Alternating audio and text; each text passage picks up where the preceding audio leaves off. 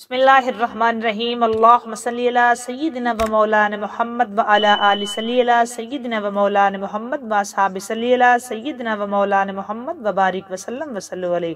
السلام علیکم ورحمۃ اللہ وبرکاتہ۔ ہر درد کی دوا ہے صلی علی محمد، ہر درد کی دوا ہے صلی علی محمد، تعویذ ہر بلا ہے صلی علی محمد۔ ہر درد کی دوا ہے صلی علی محمد، تعویذ ہر بلا ہے صلی علی محمد۔ محبوب کبریا ہے صلی علی محمد، محبوب کبریا ہے صلی علی محمد، کیا نقش خوش نما ہے صلی علی محمد، کیا نقش خوش نما ہے صلی علی محمد۔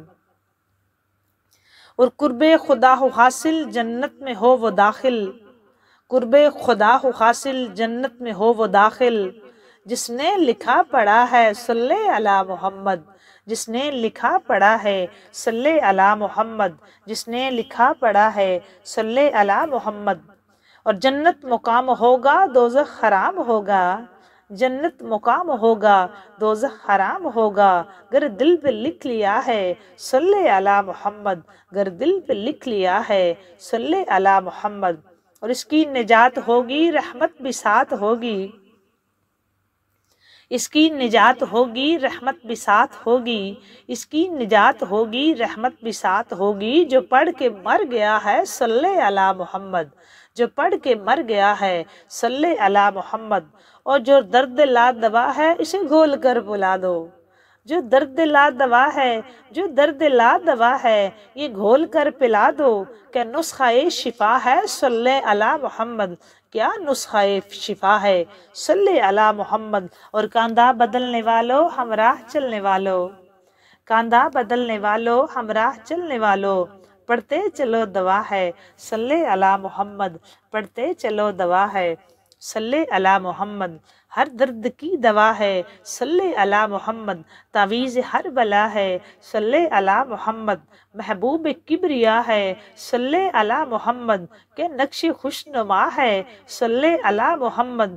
قرب خدا ہو حاصل جنت میں ہو وہ داخل، جس نے لکھا پڑھا ہے صلی علی محمد، جنت مقام ہوگا دوزخ حرام ہوگا، جنت مقام ہوگا دوزخ حرام ہوگا، گر دل پہ لکھ لیا ہے صلی علی محمد۔ اور اس کی نجات ہوگی رحمت بھی ساتھ ہوگی، اس کی نجات ہوگی رحمت بھی ساتھ ہوگی، جو پڑھ کے مر گیا ہے صلی علی محمد، جو پڑھ کے مر گیا ہے صلی علی محمد۔ اور جو درد لا دوا ہے، جو درد لا دوا ہے یہ گھول کر پلا دو، جو درد لا دوا ہے یہ گھول کر پلا دو، جو درد لا دوا ہے یہ گھول کر پلا دو، کیا نسخہ شفا ہے صلی علی محمد، کیا نسخہ شفا ہے صلی علی محمد، کیا نسخہ شفا ہے صلی علی محمد صلی اللہ علیہ وآلہ وسلم۔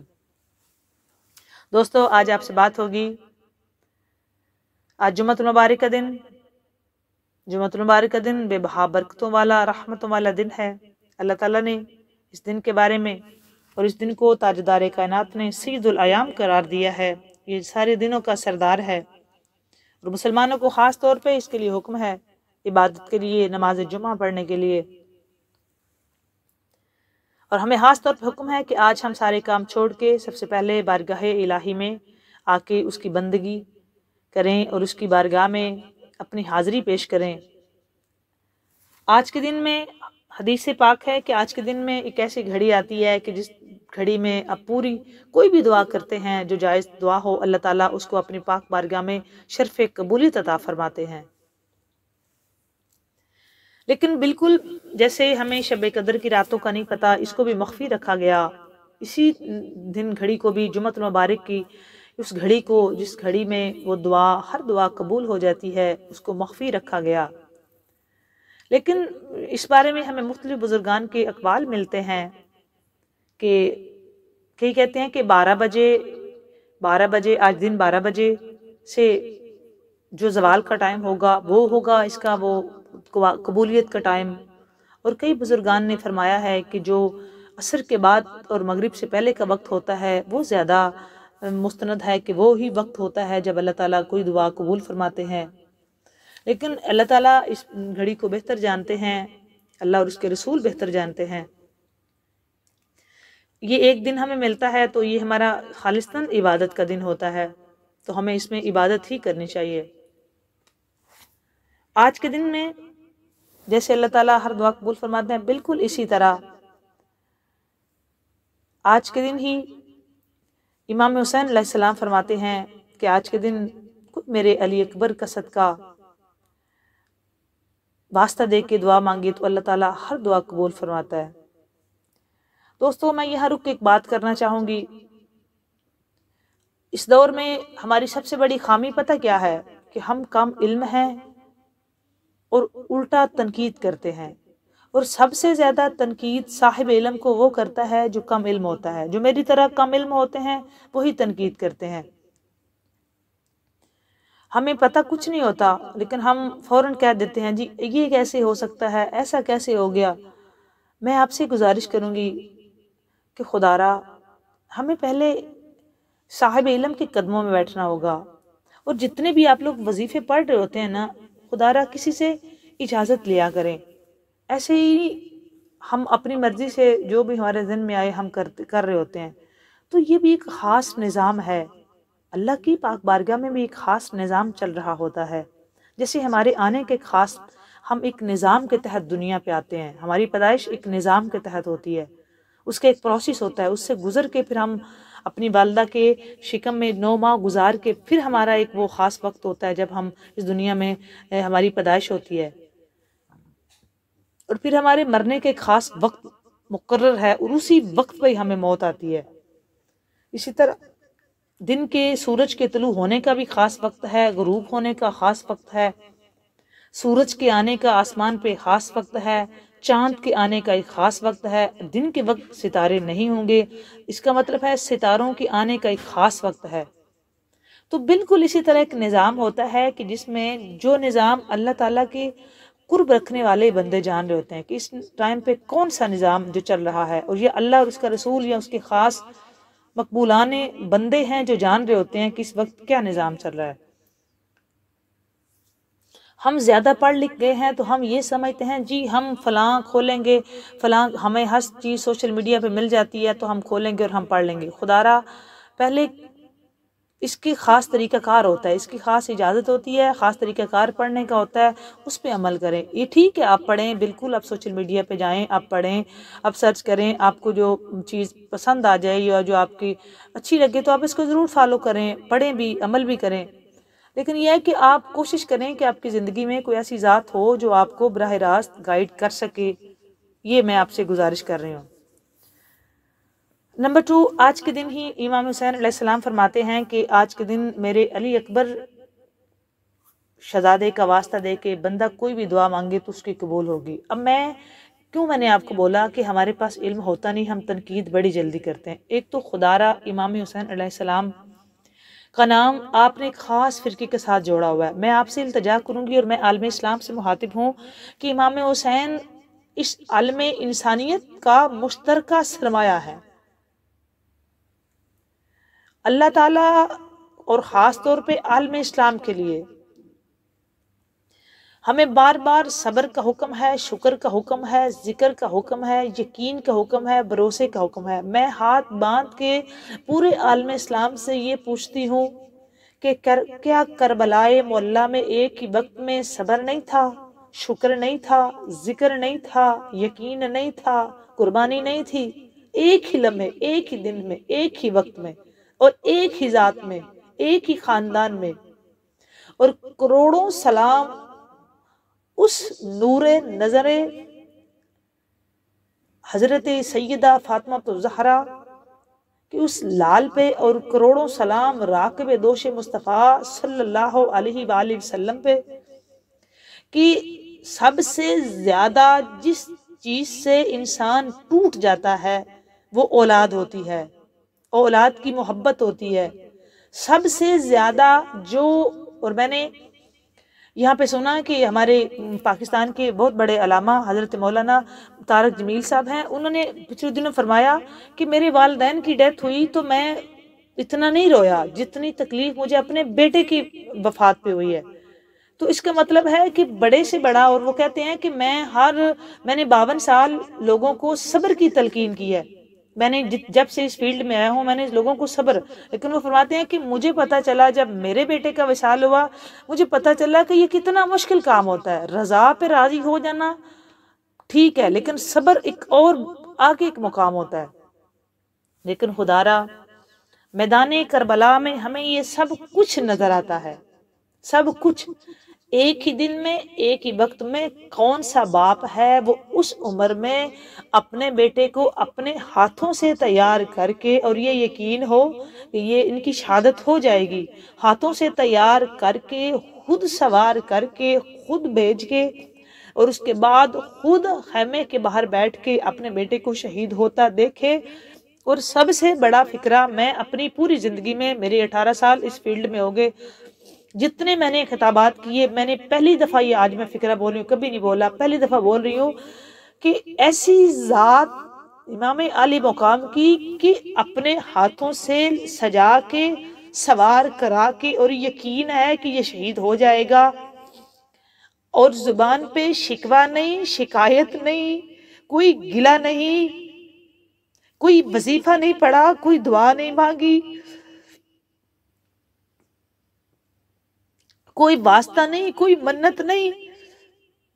اتنی بڑی ذات اور اتنا حسین شہزادہ، اور جو شبیہ مصطفیٰ صلی اللہ علیہ وآلہ وسلم، اور 18 سال اس شہزادے کو پردے میں پالا، اور پھر اس کو تیار کر کے، خود ہاتھوں سے سوار کرا کے، میدان میں بھیج کے، اور خود امام علی مقام خیمے کے باہر بیٹھ کے اپنے اس شہزادے کو شہید ہوتا دیکھ رہے ہیں۔ کوئی دعا نہیں، میں ریپیٹ کر رہی ہوں، کوئی دعا نہیں، کوئی وظیفہ نہیں، کوئی منت نہیں، کوئی کلمہ نہیں، کچھ نہیں، کوئی شکوہ نہیں، شکایت نہیں۔ یہ کون کر سکتا ہے ایسے؟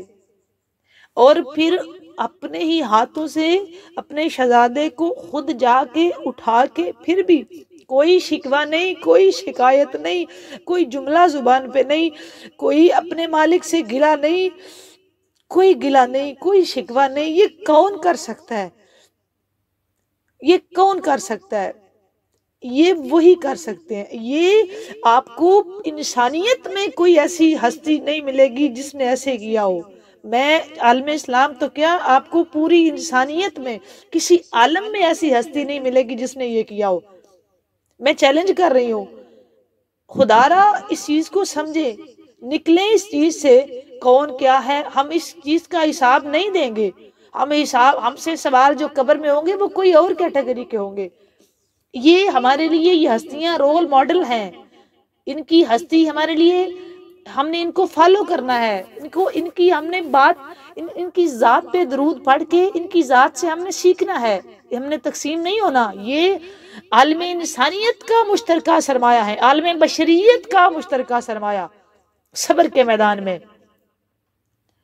اور کوئی شکوہ نہیں۔ اور پھر اس کے بعد اگلا بیٹا، پھر بھتیجا، پھر اگلا، پھر بھائی، یہ کون کر، اور پھر خود، یہ کون کر سکتا ہے؟ مجھے بتائیں کہ کوئی وظیفہ ثابت کریں، کوئی کتاب سے دکھائیں کہ امام حسین علیہ السلام نے اس دن کوئی وظیفہ کیا ہو کہ میرا یہ امتحان ٹل جائے، یا ایسا کوئی وظیفہ اور کوئی شکوہ، کوئی گلہ، کوئی بندہ ثابت کر دے کہ یہ شکوہ امام حسین علیہ السلام کی زبان پاک کی پہ آیا ہو، یا یہ گلہ اللہ سے کیا ہو، یا کوئی واسطہ اللہ کو دیا ہو، یا کوئی اس وقت کوئی نفل مان لیو، منت مان لیو، کوئی ثابت کرے بندہ۔